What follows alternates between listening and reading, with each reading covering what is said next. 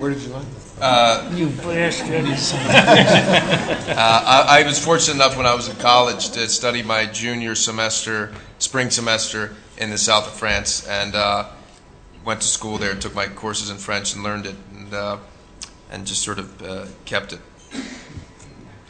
Very cool to watch him speak French. And puts me to shame. Well, yeah, we changed the script. That's what he was saying. So you know, it was a 170-page script. You know, it's an opera in a way. The emotions are big and operatic.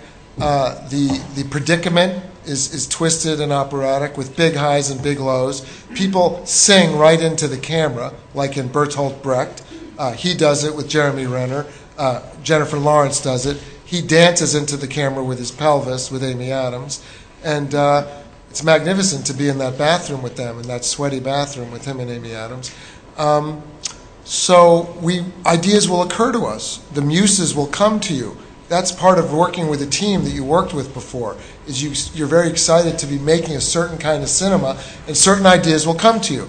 You know, Jennifer Lawrence's character at one point was going to have a much darker demise. You know, she was going to hang herself, you know, and the stunt department would come in, and I thought, that's great, that's really dark, that's really heavy, and, you know, that's heavy. And so they were, where's the hook going to go? Here? Is the rope going to go here, over the dining room table, or over here? I was like, I don't know what we're going to do. We got to hang the rope. Okay, so we come in, and I just said, I don't think it's right. It doesn't feel right. And fortunately, I can come to these two and go in the bedroom of the house, the kids' bedroom, and say, I'm sorry, but I'd like to do a different scene that we now need to learn. And that was one of my favorite scenes in the movie, when, you know, just to see those two going at it. You know, likewise with Amy Adams smashing him over the head.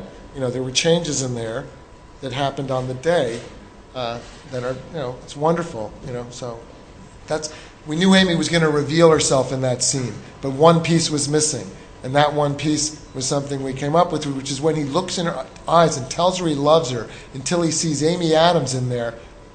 It lands like an arrow in there, and something buckles in her, and then she revealed herself. It made a lot more sense. And I think that's what makes it enjoyable working with David and why. I mean, look, he's had a phenomenal, successful rate with actors.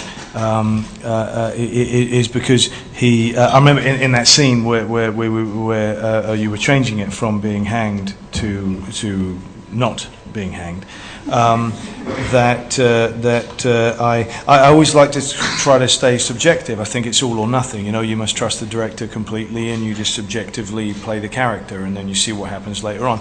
But for a moment, I stepped out of that, and I just thought, hold on one second, we've got 10 minutes here, and I said, David, are you sure? Because that changes the plot later, and it changes it a little bit before. And David said, you know what, it's all right, it's okay, because plot should never trump character. Character's always got to be the most important thing, and we can work it out. And that's what makes it so nice and enjoyable as an actor, because it shows that he's actually enjoying the same things that actors enjoy, really. And that's why I think you get so many actors just willing to go balls out and give these ultimately extraordinary performances. But for any extraordinary performance, you've got to risk being an absolute fool, you know. And that for me is very much the enjoyment of being an actor. And David makes that atmosphere, you know, possible.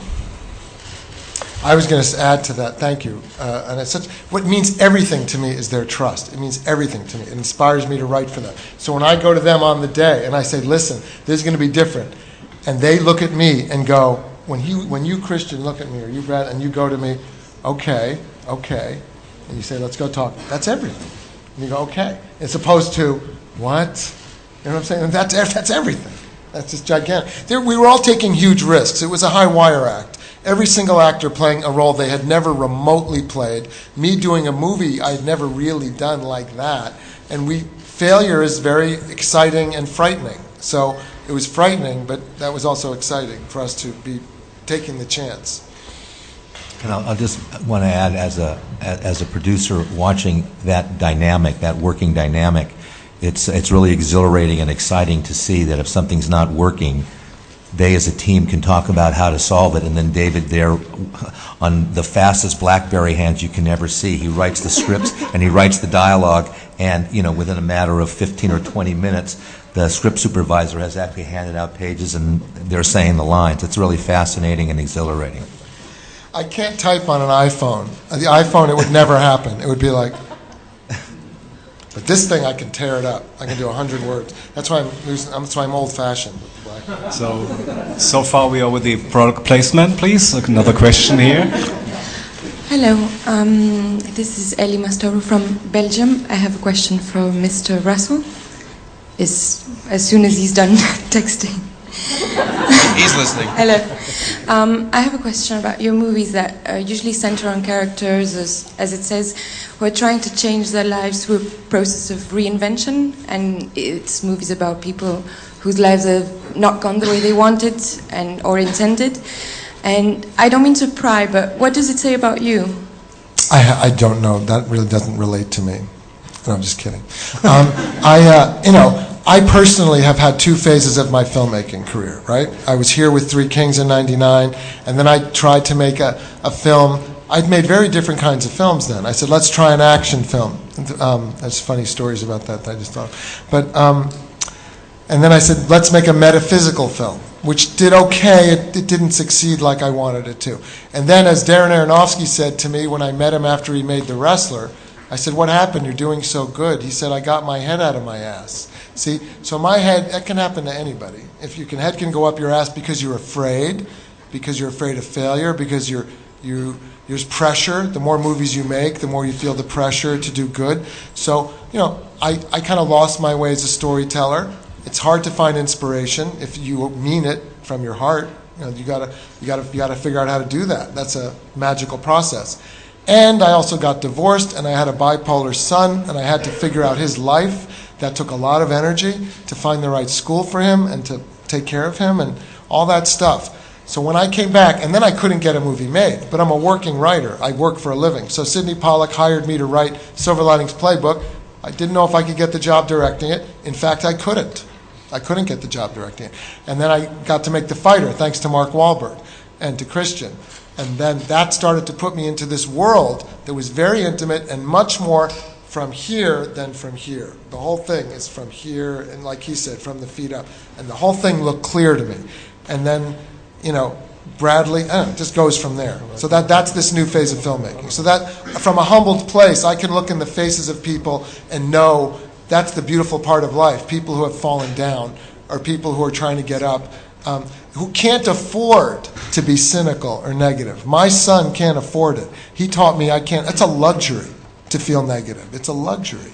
Because many people, if they go there, the whole thing's they're just going to die. They'll either literally kill themselves or they'll just perish. So I love that the passion in these people, whatever they're going through, remains alive. And that's what his character was all about in Silver Linings Playbook. I think the thing that resonates with me so much with what David has been telling stories about recently is just the fact that the things that, I mean, you correct me if I'm wrong, but the things that feel like disasters in your life don't turn out to be disasters, that life throws you many curveballs, and things that feel like disasters don't turn out to be that. The things that seem like gifts can turn out to be disastrous, and never to be surprised at how surprised you can be, at life. I think. It's so true. Yeah. It's so true. And I really feel like, that's how we like to make this cinema that is exhilarating. Because that cinema did save my life many times, as did a song. It's like taking a pill, and it saved my son.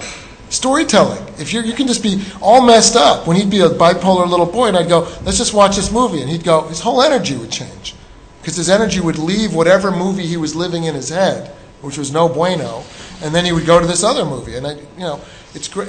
So that's just magnificent, to change the stories and to save your lives that way, and that a gift can be a disaster and a disaster can be a gift. And I love it then in a scene, if you don't know whether someone starts crying, which makes you laugh, or someone is laughing, but it makes you cry. Both things can happen. I know these guys both do it in the movie, so it's.